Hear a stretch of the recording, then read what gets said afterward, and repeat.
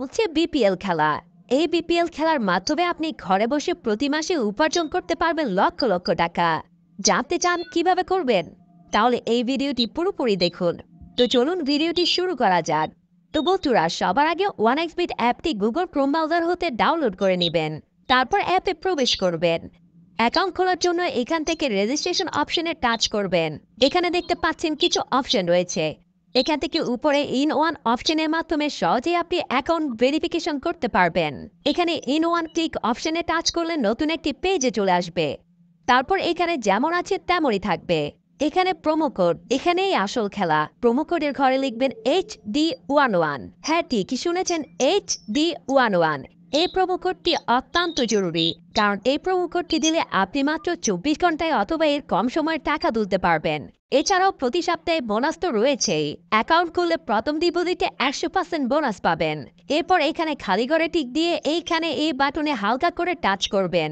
এরপর robot verification চাইলে তবে তা ভেরিফাই করে নেবেন। এরপরে দেখবেন আপনাকে আইডি আর পাসওয়ার্ড দিয়েছে। এই আইডি আর পাসওয়ার্ড অনেক জরুরি। এটি ছাড়া আপনি পরবর্তীতে লগ ইন করতে পারবেন না।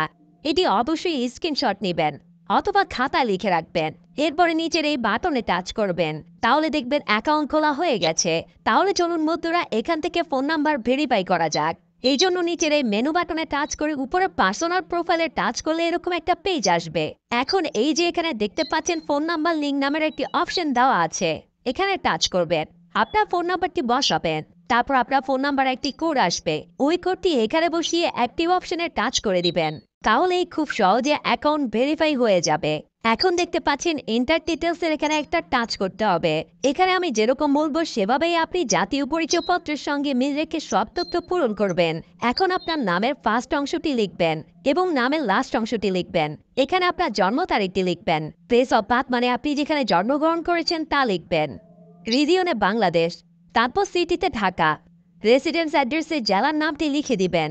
ডকুমেন্ট টাইপ অপশনে জাতীয় পরিচয়পত্র সিলেক্ট করবেন।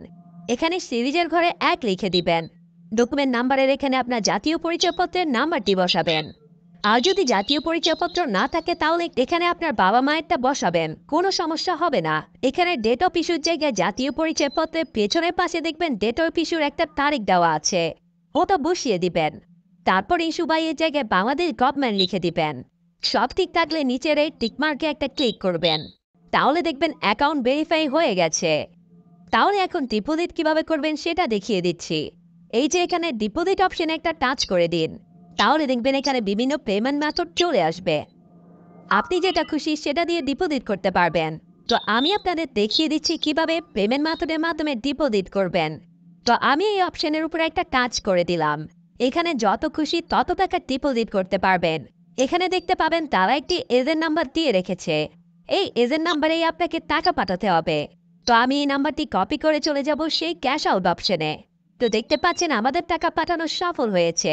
এখন দেখতে পাচ্ছেন ক্যাশ আউট করার পর তারা আমাদের একটা ট্রানজ্যাকশন আইডি দিয়েছে। এখান থেকে এই ট্রানজ্যাকশন আইডিটি কপি করে চলে যাবেন সেই আগের পেজে।